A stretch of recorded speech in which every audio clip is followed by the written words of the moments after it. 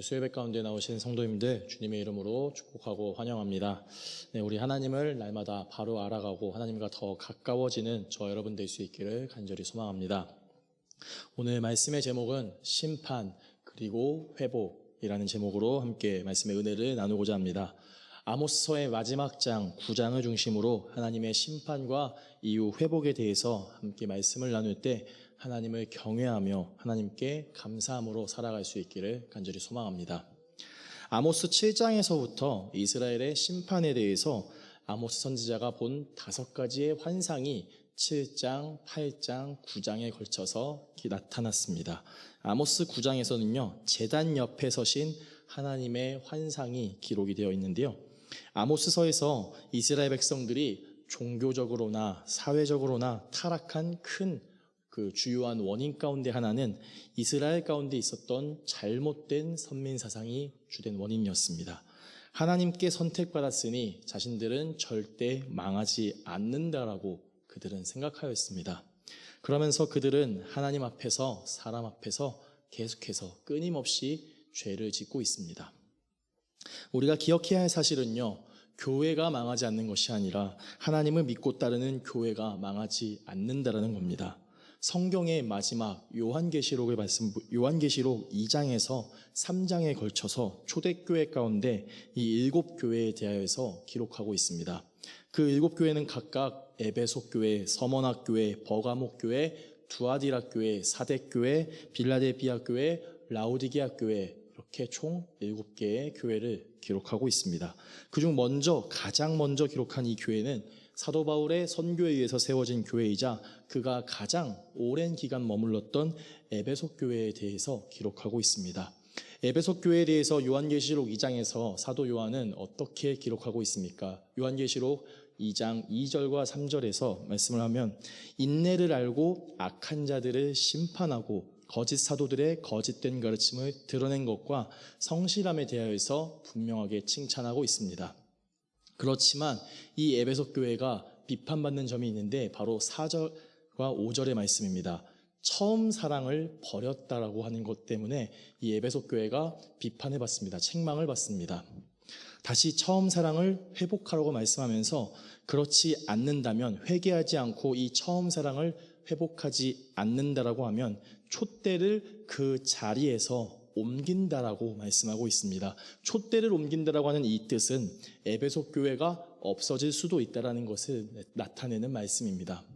하나님께서 분명 사랑과 은혜와 자비를 베푸시는 하나님이 분명하지만 계속해서 말씀을 따르지 않고 불순종의 길을 간다면 각 사람은 물론이고 그들이 모인 교회 역시, 그들이 모인 공동체 역시 하나님의 심판으로부터 누구도 자유할 수 없게 됩니다. 하나님을 경외하며 항상 깨어 기도하며 날마다 말씀 따라 부르심 따라 살아가는 저와 여러분 될 수 있기를 간절히 소망합니다. 이어서 아모스 9장 2절부터 4절까지는 이 하나님의 심판을 피하려고 해도 그들이 결코 피할 수 없음에 대해서 말씀하고 있습니다. 스올, 무덤으로 들어가더라도, 하늘로 올라가더라도 하나님께서 그들을 붙잡으신다 말씀합니다. 또 산꼭대기로 가도, 바다로 숨을지라도 그들을 찾아낼 것이고, 원수 앞에 사로잡힐 때 거기에서 생명이 안전할 수 없음에 대해서 말씀합니다. 하나님께서 심판하신다면 아모스 2장 후반부의 말씀처럼 수레가 흙을 누르듯 누구도 심판에서부터 예외일 수가 없게 됩니다. 이스라엘을 향해서 심판을 내리실 그 하나님께서 역사를 주관하시고 온 우주 만물을 다스리는 시간과 공간을 초월하여서 존재하시는 분이십니다. 그러니 하나님께서 내리시게 될 이 심판은 분명히 임할 것이고 대단히 무서운 것입니다. 당시 이스라엘이 종교적으로나 사회적으로나 부패한 이유를 그들의 잘못된 선민사상이 있다고 하였는데, 이스라엘이 하나님께 선민으로 인정받음은 그들이 무슨 일을 하더라도, 어떠한 일을 하더라도 아무런 조건 없이 그것이 유효한 것이 아니라, 출애굽기 19장 5절과 6절의 말씀을 보시면 이 말씀이 조건부의 말씀임을 알 수 있습니다. 19장 5절에서 6절에 이렇게 말씀합니다. 세계가 다 내게 속하였나니 너희가 내 말을 잘 듣고 내 언약을 지키면 너희는 모든 민족 중에서 내 소유가 되겠고 너희가 내게 대하여 제사장 나라가 되며 거룩한 백성이 되리라 라고 5절에서 말씀합니다. 이어서 6절에서 너는 이 말을 이스라엘 자손에게 전할지니라 라고 말씀하고 있습니다. 너희가 내 말을 듣고 내 언약을 지킨다라고 하는 이 표현이 바로 하나님 말씀 앞에 순종하고 하나님의 언약을 지킨다라고 하는 그 말씀입니다. 말씀에 순종하고 언약을 지키게 될 때 이스라엘을 하나님께서 제사장의 나라로 삼으시고 거룩한 백성으로 삼으시겠다고 말씀합니다. 모세를 부르셔서 그를 통하여서 이스라엘 백성들에게 전한 이 말씀이 분명하게 이렇게 기록되어 있음에도 불구하고 이스라엘 백성들은 자신들이 하나님께 선택받은 민족이니 선택받은 백성이니 다른 나라들이 다 망한다 할지라도 다른 어떤 곳들이 다 망한다 할지라도 자신들만큼은 절대로 결코 망하는 일이 없을 것이라고 하는 잘못된 선민사상을 가지고 있었습니다. 이처럼 교만이 극에 달해 있었던 이 이스라엘에게 하나님께서 그들을 일컫기를 이방 민족인 구스 족속과 너희가 다르지 않다고 말씀합니다. 여기에서 구스는 검다라고 하는 뜻을 가지고 있고 히브리어로는 쿠시라고 하는데 창세 당시 땅의 이름으로 이집트 지역의 남부에 위치한 지역이었고 오늘날의 지역으로는 지금의 에티오피아 지역에 위치한 곳이었고 나일강 상류에 해당하는 곳이었습니다.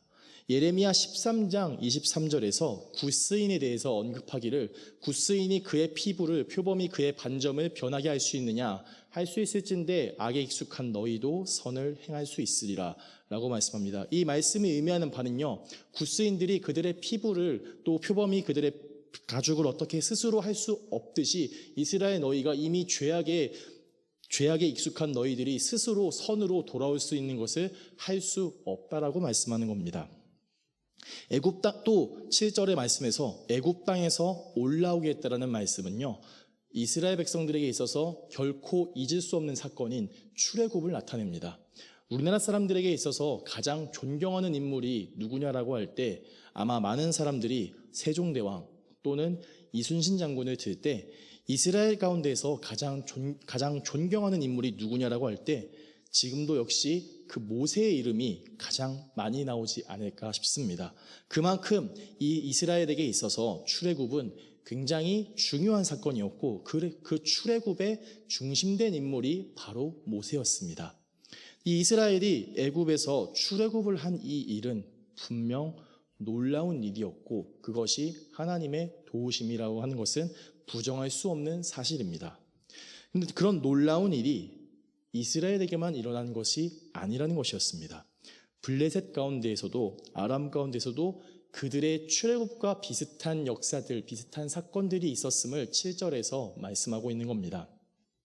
이스라엘이 하나님의 도우심으로 이룰 수 있었던 이 출애굽의 역사, 그 역사가 다른 나라들 가운데에도 유사하게 비슷하게 있었다라고 하는 이 말씀은 눈에 보이는 어떤 외적인 부분이 구원의 전부를 나타낼 수 없다라는 겁니다. 출애굽이 구원의 역사를 논할 때 구원의 역사 가운데 그 한 부분이 될 수는 있겠지만 출애굽으로 구원의 모든 것을 구원의 전체를 설명할 수는 없는 것입니다. 그런데 이스라엘은 자신들이 경험하였던 이 출애굽을 자랑하였습니다. 그리고 교만하였습니다. 그들의 마음에 하나님이 전혀 없듯이 하나님과 상관없는 불신자들과 다를 바 없이 이들이 살아가고 있었다는 겁니다. 그러니 하나님께서는 범죄한 나라들을 주목하며 그들을 이 땅 가운데서 멸망시키겠다고 심판하시겠다라고 말씀하는데 야곱의 집은 온전히 멸망시키지 않으신다고 합니다. 여기에서 야곱의 집은 이스라엘을 나타냅니다. 이스라엘의 죄는 분명 하나님께 심판받기에 마땅한 충분한 그런 죄를 짓고 있었는데 어째서 하나님께서 그들을 완전히 멸망시키지 않겠다고 말씀하시는 걸까요? 구약의 예언서의 특징 가운데 하나로 남은 자 사상이 나타납니다. 남은 자에 관한 메시지는 오늘 본문 아모스서에서뿐만 아니라 예레미야나 호세아서에서도 동일하게 나타나는데요. 예레미야가 남왕국 유다의 멸망에 대해서 기록하면서 유다의 죄가 악할 대로 악해져서 이 유다가 완전히 멸망하는 그 가운데서 하나님께서는 유다의 백성들 가운데 그들 남은 자들이 구원받고 포로로 끌려간 이들이 다시 돌아올 것에 대하여서 기록합니다. 또 아모스와 비슷한 시대에 동시대에 활동했던 선지자 호세아가 기록한 이 호세아서에서도 역시 이스라엘의 지파 중 많은 사람이 유다에 귀환하는 이 유배자들과 함께 돌아올 것에 대하여서 기록하고 있습니다. 우리를 구원할 수 있는 것은 어떤 신앙의 연차도, 교회의 직분도, 어떤 공동체의 소속됨이 아니라 우리 각 사람이 하나님 앞에서의 1대1의 믿음인 줄로 압니다. 하나님 앞에서의 우리 각자의 믿음이 우리를 구원한다는 겁니다. 하나님께서는 자신을 믿는 자들에게는, 자신을 믿고 따르는 자들에게는 누구라도 신분에, 나이에, 성별에 상관없이 그들을 향해서 구원의 은혜를, 구원의 도우심을 베푸셨습니다. 역사학에서 문자로 글로 기록하기 이전의 시대를 선사시대라고 합니다. 그리고 글로 기록한 시대를 일컬어서 역사시대라고 합니다. 이 성경을 펼쳤을 때 가장 먼저 나타나는 이 성경의 내용은 바로 창세기의 내용입니다. 창세기가 총 50장으로 구성되어 있는데 그중 이 창세기의 가장 큰 특징 가운데 하나는 바로 이 천지창조, 세상이 어떻게 만들어졌는지, 세상이 어떻게 지어졌는지, 그 세상 가운데 하나님께서 어떻게 역사하셨는지에 대해서 중점적으로 기록되어 있습니다. 특별히 그 창세기 1장부터 11장을 일컬어서 역사시대 이전의 역사라고 해서 일반 역사 또는 원역사라고 부르는데, 이 원역사에 나타나는 그 내용들 가운데 천지창조가 있고 또 홍수의 심판이 있었습니다. 그 중에서 홍수의 심판으로부터 하나님께서는 자신의 말씀을 잘 따르고 그를 믿고 따르며 순종했던 그 한 사람, 또 그와 그의 가족들을 구원하려고 하는데, 살리려고 하는데, 그가 바로 당대의 완전한 자라 칭함을 받은, 의인이라 칭함받은 하나님과 동행하였던 노아였습니다. 죄악이 날마다 더해지는 소돔 가운데 이 소돔과 고모라를 하나님께서 더 이상 가만두고 볼 수 없으셔서 심판하시려 할 때, 아브라함이 그 소돔과 고모라 땅에 단 몇 사람의 의인이라도 있으면 어쩌시려고 그들을 기억하셔서라도, 그들을 불쌍히 여기셔서라도 이 소돔과 고모라를 심판하는 일에 대해서 거두어 달라고 기도하며 나아갈 때, 소돔 가운데에서 자신의 믿음을 지키며 살았던 아브라함의 조카 롯과 그의 가족들을 하나님께서 보호하셔서 심판 전에 그들을 먼저 피신시켰습니다. 또 여리고성을 정탐할 때 여리고 왕으로부터, 또 그들의 신하들로부터 정탐꾼들을 숨겨주고 그들을 도와준 이방인이자 기생이었던 라합 역시 여리고성이 이스라엘에 의해서 무너지게 될 때 그와 그에게 속한 자들은 하나님께서 구원을 베푸셨다는 사실을 우리는 기억해야 합니다. 하나님을 향한 그 믿음을 지키면서 말씀에 순종하면서 살아가는 믿음의 사람들에 대해서 하나님께서는 그들을 결코 외면하지 않으십니다. 그들을 결코 잊지 않으십니다. 그들을 반드시 기억하시고 분명한 구원을 약속하십니다. 남은 자 사상 가운데, 남은 자 사상 역시 이 심판의 때 가운데 죄악으로부터 자신의 믿음을 지키며 살았던 자들을 향하신 하나님의 구원의 약속이 나타나고 있습니다. 야곱의 집 이스라엘이 지은 죄는 분명 심판받기에 마땅하였습니다. 분명 멸망하기에 충분하였습니다. 그런데 그들 가운데서 하나님의 말씀을 기억하고 하나님의 뜻을 따라 살아가고 있던 그 믿음을 지키며 사는 이들을 하나님께서는 외면하지 않으셨습니다. 그들을 잊지 않으셨습니다. 심판으로부터 보호하시고 그들에게 구원을 허락하셨습니다. 만국 중에 체질한다라고 하는 이 표현은 이스라엘의 환난 가운데 그들 중에 알곡과 가라지를 구별하듯 참과 거짓을 구별한다라는 말씀입니다. 이 심판의 날 가운데 남은 자에게는 구원을 약속하셨습니다. 또 체질로 참과 거짓을 구별하는 이 시기 가운데 하나님께서 반드시 심판하실 것에 대해서 말씀하는 이들이 있는데, 그들은 화가 우리에게 미치지 않을 것이고 화가 우리에게 이르지 않을 것이라고 말하며 안심하는 자들입니다. 안일하게 있는 자들입니다. 선지자들의 경고를 무시한 채 이스라엘을 향한 하나님의 심판은 이미 분명히 내려질 것이 명백한데 아직도 자신들은 안전할 것이라며 아직도 자신들은 화를 당하지 않을 것이라고 말하는 이 교만하고 어리석은 죄에 빠져 사는 이들에 대해서 하나님께서 그들을 결코 가만두지 않으시고 반드시 심판하실 것에 대해서 말씀합니다. 아모스서에 보시면 참 선지자 아모스와 대립하는 거짓 선지자 아마샤가 등장합니다. 또 예레미야에서는 참 선지자 예레미야와 반대되는 거짓 선지자가 또 등장하게 되는데 그의 이름은 하나냐였습니다. 이들의 대립은 예레미야서에서 첨예하게 분명하게 나타나는데 하나냐는 먼저 유다의 멸망 후 바벨론에서 포로 생활을 할 때 이스라엘 백성들이 2년 안에 돌아올 것이라고 예레미야 28장 2절과 3절에 걸쳐서 말씀하고 있습니다. 하나냐가 이 유다의 왕과 백성들 앞에서 이렇게 예언을 하였습니다. 만군의 여호와 이스라엘의 하나님이 이같이 일러 말씀하시기를 내가 바벨론의 왕 느부갓네살이 이곳에서 빼사 바벨론으로 옮겨간 여호와의 성전 모든 기구를 2년 안에 다시 이곳으로 되돌려오리라 라고 말씀합니다. 그런데 이에 비해서 참 선지자를 평가받는 예레미야는 앞서 예레미야 25장 8절과 11절에서 유다의 멸망 후 이 바벨론의 포로 생활에 대해서 이렇게 예언하였습니다. 그러므로 만군의 여호와께서 이와 같이 말씀하시니라 이 모든 땅이 폐허가 되어 놀랄 일이 될 것이며 이 민족들은 70년 동안 바벨론의 왕을 섬기리라. 이렇게 말씀합니다. 하나냐와 예레미야 두 사람이 전한 메시지의 내용만 놓고 봤을 때 누가 참 선지자처럼 보입니까?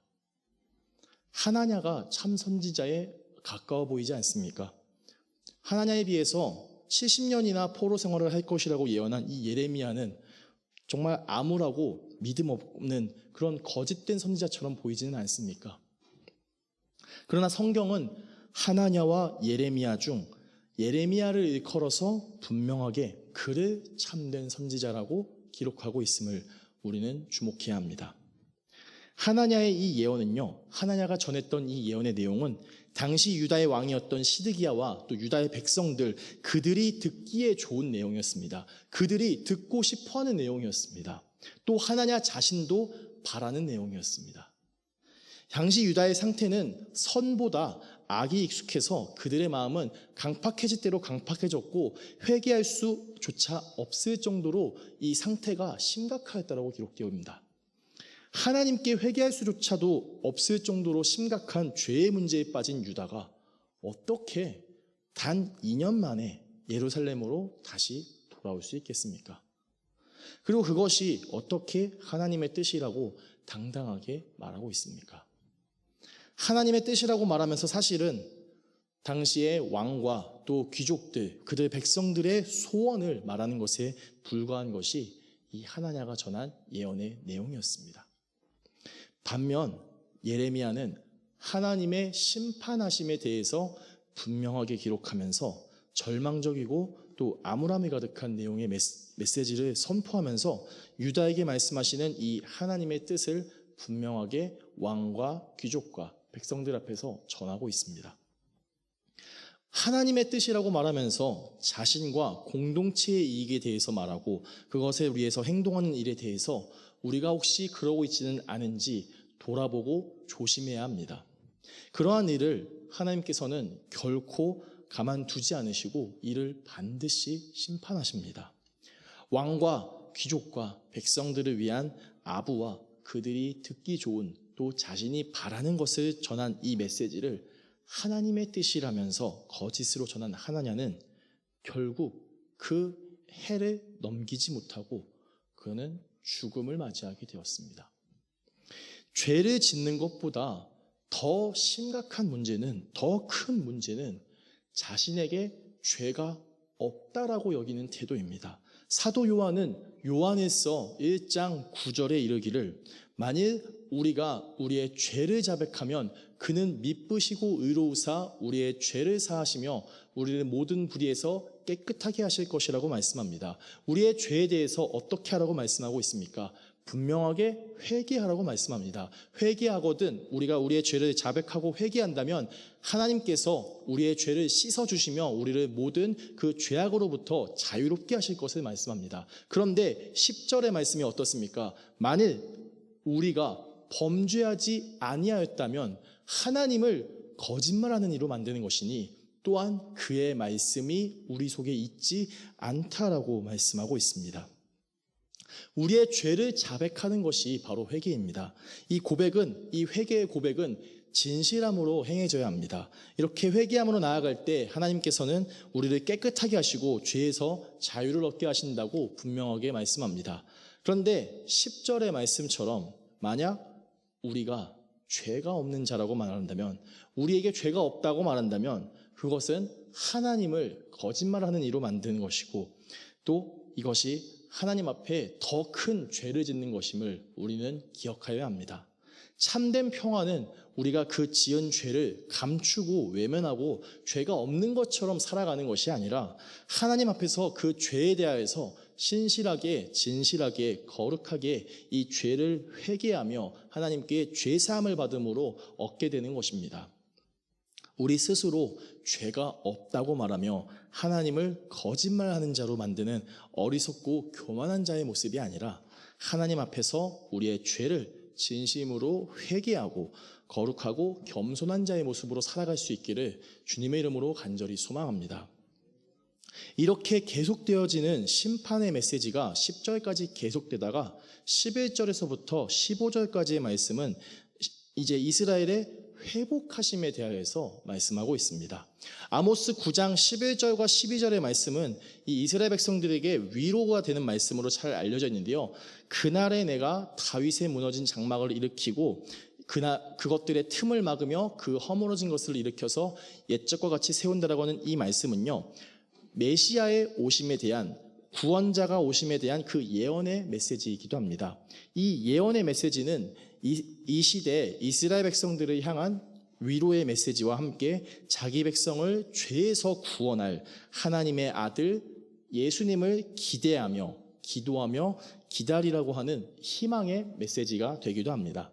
아모스 9장 11절의 이 위로와 희망의 메시지는 예수님께서 다윗의 혈통으로 오셔서 영적으로 다윗의 왕위를 계승함과 무너졌던 다윗의 장막을 다시 일으킴에 관하여서 누가복음 1장 32절과 33절 또 사도행전 15장에 걸쳐서 이 신약 성경에도 기록되어지므로 이 예언의 메시지를 전하고 있는데요. 누가복음 1장 32절과 33절에서 그가 큰 자가 되고 지극히 높으신 이의 아들이라 일컬어질 것이요 주 하나님께서 그 조상 다윗의 왕위를 그에게 주시리니 영원히 야곱의 집을 왕으로 다스리실 것이며 그 나라가 무궁하리라고 말씀합니다. 이어서 사도행전에서 이르기를 아모스 9장 11절과 12절에 대하여서 언급하고 있는데 예루살렘 총회 가운데서 이를 분명하게 다시 언급하고 있습니다. 정의와 공의의 하나님께서 죄를 미워하셔서 죄를 반드시 심판하시는 분이십니다. 그리고 이후에 다시 회복을 약속하심은 역시 이 하나님의 사랑에 대하여서 잘 나타내주고 있습니다. 그런데 우리가 기억해야 할 사실이 한 가지 있습니다. 심판 다음의 회복은, 심판 뒤에 있을 이 회복은 무조건적으로 그냥 자연히 일어나는 것이 아니라 하나님 앞에서 참된 회개로 죄를 뉘우치고 죄사함을 받으며 나아갈 때 하나님께서 우리에게 허락하신다는 사실입니다. 다윗과 사울, 이스라엘의 초대 왕이었던 사울과 그의 뒤를 이어서 왕이 되었던 다윗, 이들에게 있어서 가장 큰 차이는 회개의 유무였습니다. 사울도 다윗도 모두 하나님 앞에서 분명히 죄를 지은 일들이 명백하였습니다. 사울이 어떠했습니까? 사울은 전쟁의 승리의 영광을 자신에게 돌리려고 하였습니다. 또 하나님께서 그 전쟁 가운데 얻게 된 모든 전리품들을 다 멸하라고 하셨을 때 그의 눈에 보기 좋은 것들, 그가 생각했을 때 좋은 것들은 그가 의도적으로 취한 채 어떻게 변명합니까? 당신의 하나님 여호와께 드릴 것을 내가 일부러 선별하였다라고 이렇게 변명하면서 하나님 앞에서 이렇게 죄를 짓습니다.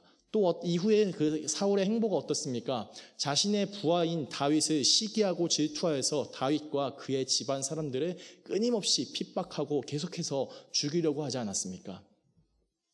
또 다윗은 어떻습니까? 다윗은 사무엘상에서는 다윗의 어떤 죄악이 특별히 기록되어진 부분이 없습니다. 그런데 사무엘 하러 넘어왔을 때 이 다윗의 죄가 분명하게, 그것도 아주 크게 기록된 부분이 바로 암몬과의 전투 가운데 다윗은 그 성을, 암몬과의 전투에 나가지 않고 예루살렘 성에 머물렀는데 그 성 가운데서 다윗이 늦은 시간까지 잠을 잡니다. 늦은 시간까지 잠을 자다가 이제 늦게 일어납니다. 일어나서 가장 먼저 그의 눈에 뜨인 광경은 그 목욕을 하고 있는 한 여인의 모습이었습니다. 그리고 그 여인을 찾아서 이 여인이 누구인가를 수소문해서 알아봤는데 자신의 부하였던 우리아의 아내 밧세바였습니다. 다윗은 이 밧세바를 얻기 위하여서 그를 불러서 그와 같이 강제로 잠을 같이 잤고, 또 이 우리아를 죽이려고 전쟁 가운데 가장 험한 곳, 가장 그 최일선의 우리아를 보내서 전쟁터에서 죽게 만들었습니다. 사울의 죄와 다윗의 죄가 성경에는 모두 기록되어 있습니다. 사울은 죄만 가득한 사람이었고 다윗은 죄가 없는 사람이라고 말씀하지 않습니다. 사울도 죄가 있고 다윗도 죄가 있다라고 말씀합니다. 그런데 그들의 인생의 말년은 분명하게 큰 차이가 납니다. 사울의 인생 말년은 하나님께서 그가 어떠한 기도를 하더라도, 그가 어떠한 것을 구하며 나아가더라도 침묵을 지키시고 응답하지 않으시고 마침내는 블레셋과의 전투 가운데서 참패를 당하게 되면서 이 이스라엘의 많은 군대와 백성들이 죽임당했을 뿐만 아니라 전쟁에 참여했던 자신의 세 아들 요나단과 아비나답, 말기수아, 이 아들들이 모두 죽게 되었고, 그리고 사울은 쓸쓸하게 비참하게 자기의 손으로 직접 목숨을 끊으면서 그의 인생은 이렇게 허무하게 마무리되었습니다. 그런데 다윗은 어떻습니까? 역대상 29장 28절에 다윗의 마지막에 대해서 이렇게 기록합니다. 그가 나이가 많아 늙도록 부하고 존귀를 누리다가 죽었다라고 기록합니다. 사울의 결말과 다윗의 결말에 왜 이렇게 차이가 많이 나는 걸까요? 죄의 빈도로는 글쎄요 모르겠습니다. 죄의 강도로는 간음을 하였고, 또 직접적으로 살인을 한 것은 아니지만 이 살인을 유도한 살인교사의 죄를 지은 이 다윗의 죄가 저는 결코 작게 보이지가 않습니다. 이 죄가 그냥 넘어갈 수 있는 죄가 아니라고 저는 생각이 되어집니다. 근데 앞서 사울과 다윗의 차이를 무엇이라고 했습니까? 회개의 유무, 회개를 하느냐, 회개를 하지 않았느냐에 있다고 했습니다. 사울은 그가 죄를 지었을 때 사무엘 선지자나 또 그의 아들 요나단이 이 죄에 대하여서 잘못된 길을 가고 있다라고, 하나님의 뜻에 맞지 않다라고 이렇게 어떤 말씀들을 전하였을 때 사울이 그 말을 듣고 전심으로 그가 회개했다라고 하는 기록은 어디에서도 찾아볼 수 없습니다. 그런데 다윗은 어떻습니까? 그 밧세바를 범한, 그리고 그의 부하인 우리아를 죽게 만든 이 다윗이 이후에 선지자 나단으로부터 엄청난 책망을 듣게 됩니다. 나단으로부터 당신이 정말 자신의 죄에 대해서 분명하게 이것을 듣게 된 이후에 다윗이 하나님 앞에서 회개하며 그가 시를 한 편 짓는데 이 시가 바로 시편 51편입니다. 우리 함께 이 시간 마지막으로 에스겔서 37장 5절의 말씀 함께 읽고 말씀 마치도록 하겠습니다. 함께 읽도록 하겠습니다. 주 여호와께서 이 뼈들에게 이같이 말씀하시기를 내가 생기를 너희에게 들어가게 하리니 너희가 살아나리라. 아멘. 네, 에스겔서 37장의 말씀은 이 마른 뼈에 대한 말씀입니다.